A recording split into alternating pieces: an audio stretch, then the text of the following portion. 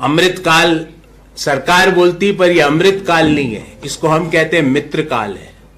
और इस मित्रकाल में मित्रकाल पूंजीवाद को बढ़ावा दिया जा रहा है। मैं आपसे पूछता हूं, जांच करने की बजाय इस बजट में 50 नए हवाई अड्डों की घोषणा की गई। मैं आप सब लोगों से पूछता हूं, क्या हमको इंतजार करना पड़ेगा यह जानने के लिए कि वो हवाई अड्डों का संचालन कौन करेगा? अडानी जी एक बिजनेस में एंटर करते हैं, भारत सरकार उसके 6 महीने बाद उस बिजनेस के लिए एक ब्लूप्रिंट, एक नया योजना, एक सब्सिडी, एक नई स्कीम लेके आ जाती है। उदाहरण देता हूं साथियों आपको, 1 फरवरी को मित्रकाल का बजट आया, 50 हवाई अड्डे नए अनाउंस हुए, किसको संचालन में जाएंगे हमें पता है।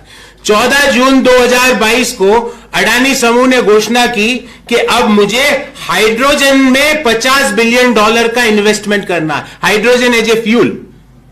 भारत सरकार ने राष्ट्रीय हरित हाइड्रोजन मिशन को 4 जनवरी 2023 को मंजूरी दे दी और 19,744 करोड़ रुपए का उस पर एलोकेशन हो गया।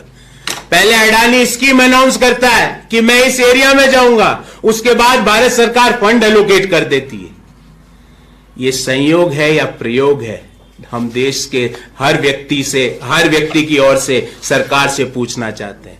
हवाई अड्डों की बात कर लेते हैं। 6 हवाई अड्डों के संचालन के लिए टेंडर आए 2019 में, 6 के 6 एक साथ अडानी को चले गए। बैकडोर से देश का second busiest airport, Bombay airport, Mumbai airport कौन संचालित कर रहा है? अडानी ग्रुप। चलो अब बंदरगाह की बात कर लेते हैं। देश के 13 बंदरगाह और टर्मिनल को अडानी नियंत्रित करता है और देश की बंदरगाह क्षमता का 30% संचालन अडानी कर रहा है, अडानी ग्रुप, और 40% जो कंटेनर की आवाजाही है उसका संचालन अडानी ग्रुप कर रहा है।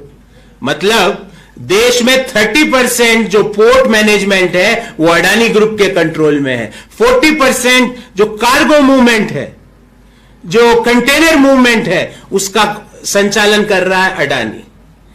और तो और, जब एक पोर्ट में जिसका नाम है दीघी पोर्ट, सी पोर्ट है दीघी का, वहां पे JNPT Jawaharlal Nehru port trust ने उस दीघी पोर्ट के लिए बिड भरी संचालन के लिए, उसको मिल भी गई।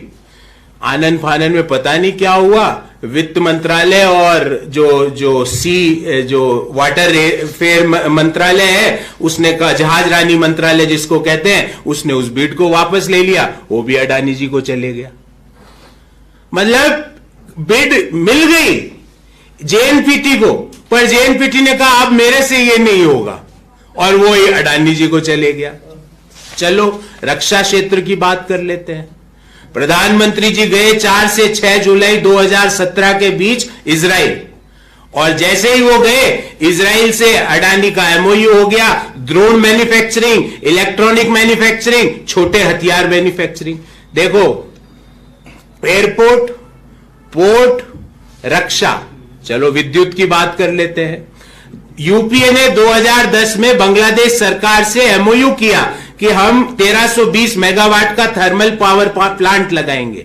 जैसे ही मोदी सरकार आई, ये थर्मल पावर प्लांट झारखंड के गोड्डा में लगाने का काम अडानी को मिल गया।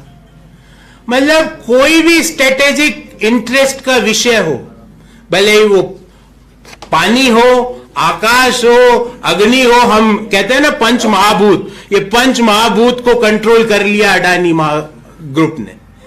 अब ये संयोग है कि प्रयोग है?